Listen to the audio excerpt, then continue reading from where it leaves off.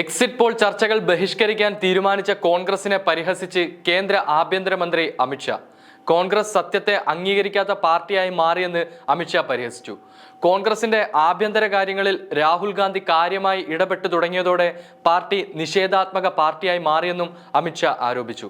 തങ്ങൾക്ക് ഭൂരിപക്ഷം കിട്ടുമെന്നായിരുന്നു തെരഞ്ഞെടുപ്പിലുടനീളം കോൺഗ്രസിന്റെ പ്രചാരണം. എന്നാൽ അവരിപ്പോൾ യാഥാർത്ഥ്യം തിരിച്ചറിയുന്നു. തെരഞ്ഞെടുപ്പിന് ശേഷമുള്ള എക്സിറ്റ് പോൾ ഫലങ്ങളിൽ തിരിച്ചടി നേരിടുമെന്ന് അവർക്കറിയാമെന്നും അമിത്ഷാ ഇതിനോട് കൂട്ടിച്ചേർത്ത് പറഞ്ഞു.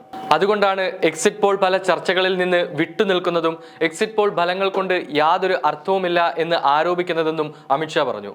മാധ്യമങ്ങളിലെ എക്സിറ്റ് പോൾ ചർച്ചകളിൽ കോൺഗ്രസ് പങ്കെടുക്കില്ലെന്ന് AICC media and publicity department chairman Pawan Khera കഴിഞ്ഞ ദിവസം അറിയിച്ചിരുന്നു. വോട്ടെടുപ്പ് പൂർത്തിയായാൽ വിധി നിശ്ചിതമാണ്. ജൂൺ 4-ന് ഫലം വരും. അതിനു മുമ്പ് നടക്കുന്ന ടെലിവിഷൻ റേറ്റിംഗിനു വേണ്ടിയുള്ള ഊഹാപോഹങ്ങളിലും മുഷ്ടിയുദ്ധത്തിലും പങ്കാളിയാവാൻ ഒരു കാരണവും കാണുന്നില്ല എന്നായിരുന്നു പവൻ ഖേര എക്സിൽ കുറിച്ചത്. ജനങ്ങൾ വോട്ട് രേഖപ്പെടുത്തി കഴിഞ്ഞു. അവരുടെ വിധി സുരക്ഷിതവുമാണ്. ജൂൺ 4-ന് ഫലം പുറത്തു വരും.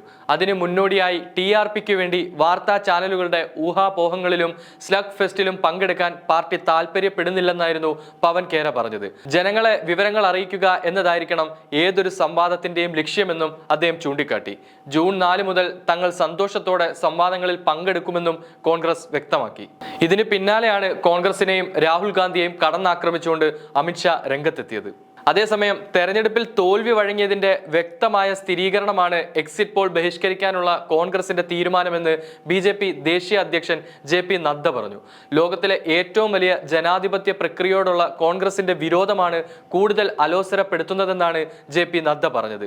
കളിപ്പാട്ടത്തിനായി കരയുന്ന കുട്ടിയെ പോലെ പെരുമാറുന്നത് കോൺഗ്രസിന് യോജിക്കുന്നതല്ലെന്നും നദ്ദ ഇതിനോട് കൂട്ടിച്ചേർത്ത് പറഞ്ഞു.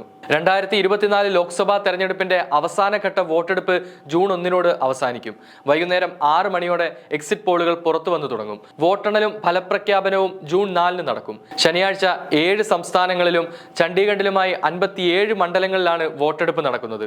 പ്രധാനമന്ത്രി നരേന്ദ്രമോദി മത്സരിക്കുന്ന വാരണാസി അടക്കം ഉത്തർപ്രദേശിലെ 13 മണ്ഡലങ്ങളിലും ബംഗാളിലെ 9 മണ്ഡലങ്ങളിലും ബീഹാറിലെ 8 ഇന്ന് വോട്ടെടുപ്പ് നടക്കുന്നത്. കൂടാതെ പഞ്ചാബിലെയും ഹിമാചൽ പ്രദേശിലെയും എല്ലാ മണ്ഡലങ്ങളിലും ഇന്നു തന്നെയാണ് വോട്ടെടുപ്പ്.